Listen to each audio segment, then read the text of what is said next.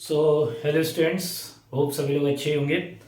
तो भाई हमारा कोर्स ख़त्म हो चुका है, ठीक है। और अब हम लोग अकॉर्डिंग टू सीबीएसई या फिर अकॉर्डिंग टू बोर्ड एग्जामिनेशन अब हम लोग इम्पोर्टेंट क्वेश्चंस कुछ लगाएंगे, ठीक है।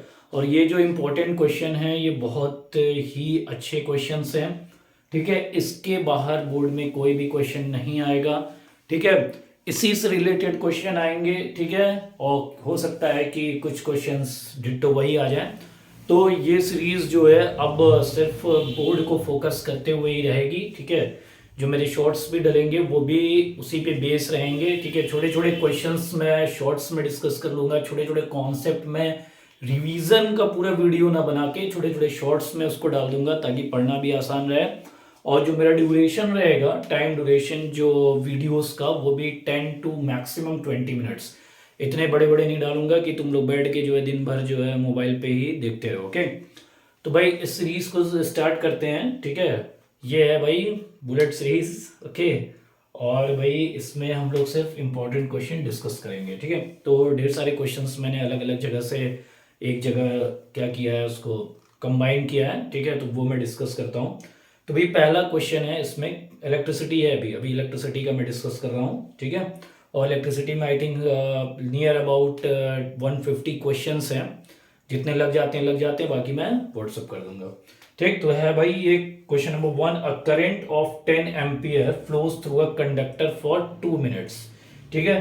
तो भाई करंट दे रखा है, current is given, okay, 2 ampere, okay. Current is given 2 ampere, okay, sorry 10 ampere. Current is given 10 ampere, 2 minutes तक ये फ्लो कर रहा है। Time is given, okay, 2 minutes. Time is given 2 minutes, okay. उसके बाद कह रहा है calculate the amount of charge, okay, calculate the amount of charge pass through any area of cross section of the conductor. इसमें पहला पूछ रहा है भाई कि calculate the amount of charge. तो Q is equal to I T, एक formula होता है, कैपिटल आई टी लिख लो या स्मॉल आई टी लिख लो, दोनों ही सेम है, बस सिंबल का अंतर है। तो भाई अच्छा, यहाँ पे टाइम है 2 मिनट्स, इसको हम बदलेंगे किसमें, सेकेंड में। तो 2 इंटू 60, तो भाई ये आ जाएगा तुम्हारा 120, 1200, ठीक है, 1200 कूलम, ठीक है। तो पहला पार्ट ये था। दूसरा पार्ट इसमें पूछ रहा है सिंस नोट, हाँ, if the charge of an electron is, charge of electron दे रखा है, चार्ज ऑफ इलेक्ट्रॉन दे रखा है 1.6 into 10 to the power minus 19 coulomb, okay. Then calculate the total number of electrons flowing. हमको टोटल नंबर ऑफ इलेक्ट्रॉन्स निकालने हैं, ठीक है।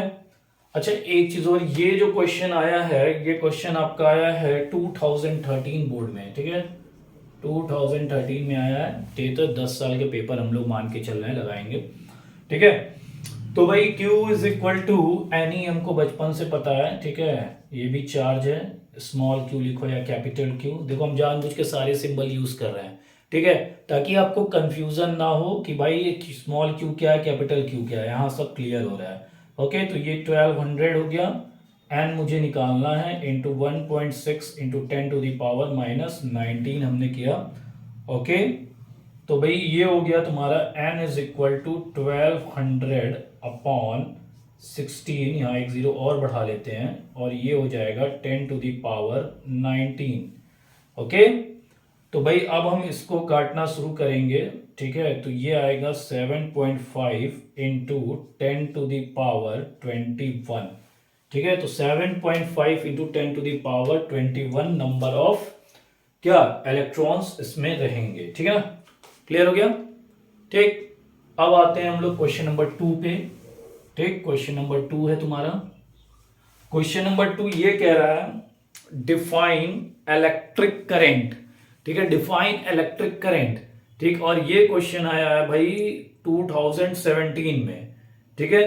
तो भाई इलेक्ट्रिक करंट को डिफाइन करना बहुत आसान है, ठीक है, तो मैं इसको लिख नहीं रहा हूं, मैं डायरेक्टली ओरली बता रहा हूं कि भाई इलेक्ट्रिक करंट क्या है, the rate of flow of electron. अच्छा, ये अगर एक नंबर में आ रहा है, ठीक है, तो rate of flow of electron, उसके बाद हम लोग ऐसे फॉर्मूला लिखेंगे Q अपॉन टी, और उसके बाद लिखेंगे, कैसे लिखना है ये भी मैं बता रहा हूं, where Q is equal to, okay, Q is equal to क्या हो जाएगा भाई, चार्ज हो जाएगा, ठीक है, अमाउंट ऑफ चार्ज या फिर charge, where T is equal to क्या, टाइम, ठीक है। तो rate of flow of charge और rate of flow of electron, ये क्या कहलाता है भाई, हमारा इलेक्ट्रिक करंट। अब इसमें जो आंसर लिखा हुआ वो है electric current is the amount of charge flowing through a particular area in unit time. तो ये भी लिख सकते हो, कोई दिक्कत नहीं है, ठीक है। तो भाई ये भी हम लोग ऐसे लिख सकते हैं, ठीक है। तो अब क्वेश्चन नंबर 3,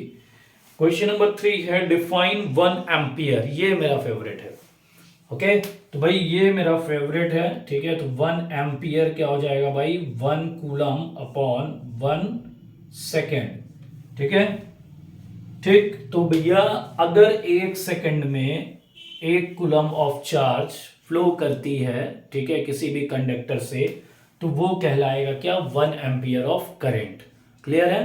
तो भाई ये इंपॉर्टेंट ज्यादा हो जाता है, ठीक है, ये ज्यादा इंपॉर्टेंट हो जाता है अकॉर्डिंग टू मी, ठीक है। अब इसमें क्या लिखा हुआ है, 1 ampere is the constituted by the flow of 1 coulomb of charge पर सेकेंड। सेम वही चीज है, ठीक है। तो मेरे स्टाइल से लिखोगे तो ज्यादा अच्छा रहेगा, ओके।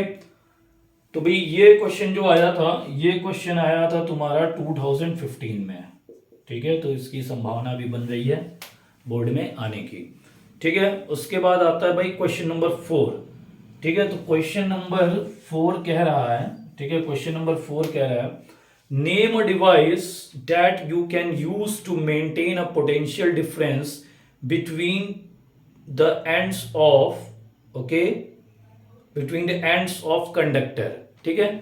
तो भाई जो कंडक्टर है, मान लेते हैं ये कंडक्टर है ए बी, ठीक है। अब इसके बीच में पोटेंशियल डिफरेंस कौन मेंटेन करेगा, ठीक है। और ये क्वेश्चन आया है 2013 में, 2013 बोर्ड में ये क्वेश्चन आया है। तो भाई कौन मेंटेन करेगा, सेल और बैटरी, ठीक है, सेल और बैटरी। अब इसी क्वेश्चन को थोड़ा सा और मॉडिफाई किया जा सकता है, इसमें यह पूछा जा सकता है, explain the process by which this device does so. तो कौन से प्रोसेस से ये डिवाइस अपने पोटेंशियल डिफरेंस को मेंटेन करता है। तो भाई सीधा सा आंसर हो जाएगा इसका, ये सेल जो है केमिकल रिएक्शन के थ्रू इसको मेंटेन करता है, केमिकल रिएक्शन। ये एक लाइन ही काफी है पूरा नंबर पाने के लिए, सेल और बैटरी। कोई हमको देखो,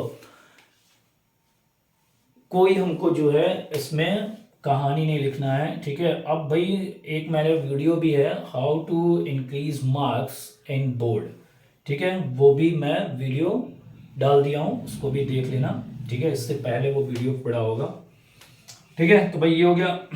आफ्टर दैट बहुत इजी क्वेश्चन है, ठीक है, क्वेश्चन नंबर 5, ठीक है। इसमें ये कह रहा है कि भाई draw the symbol of commonly use of component using in की, ठीक है, जैसे wireless wires crossing without connection, ठीक है। तो ये ऐसे हो गया, ठीक है। फिर आपका वेरिएबल रेजिस्टेंस, ठीक है, तो उसका सिंबल बनाना है, तो वो ऐसे हो गया।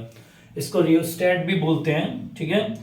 उसके बाद भाई तुम्हारा रेजिस्टेंस, ठीक है, ठीक है। उसके बाद इलेक्ट्रिक बल्ब, ठीक है, ठीक। तो इस तरह से जो है सिंबल बनाने को आया था, और ये आया था तुम्हारा 2017 में, 2017 बोर्ड में ये एक नंबर का आया था। तो 4 चीज पूछा था, तो आधा आधा आधा आधा, ठीक है, क्लियर हो गया, ठीक है ना, ठीक। उसके बाद क्वेश्चन पूछा था भाई स्टेट ओम्स लॉ, ठीक है, स्टेट ओम्स लॉ ये पूछा था 2019 में। तो भाई ओम्स लॉ में सबसे इंपॉर्टेंट ये पूछा था हमको 2 नंबर में, ठीक है। अब 2 नंबर में हम सिर्फ ओम्स लॉ लिखेंगे तो ये तो बढ़िया चीज नहीं है, ठीक है। तो भाई 2 नंबर में हमको क्या लिखना है, डेफिनेशन ऑफ ओम्स लॉ, ठीक है। जैसे सबसे इंपॉर्टेंट है, at constant temperature the potential difference is directly proportional to current या फ्लो ऑफ करंट, ठीक है ना। ये तो हो गया डेफिनेशन। उसके बाद फिर हम लोग V is equal to I R लिखेंगे, where R is proportionality constant and it's called resistance, ठीक है। 2 नंबर में पूछेगा तो ये भी लिखना है, ओके। उसके बाद हम रेजिस्टेंस को डिफाइन करेंगे, ओके। रेजिस्टेंस क्या है भाई, जो कि क्या करता है भाई, जो करंट के फ्लो को रोकता है, ऑब्स्टिकल है इस एक तरह का, ठीक है। तो रेजिस्टेंस की डेफिनेशन लिखेंगे और उसके बाद एक ग्राफ बनाएंगे, आई वी ग्राफ, और जिसमें दिखाएंगे भाई हमारा आर जो है वो कांस्टेंट है। क्लियर है।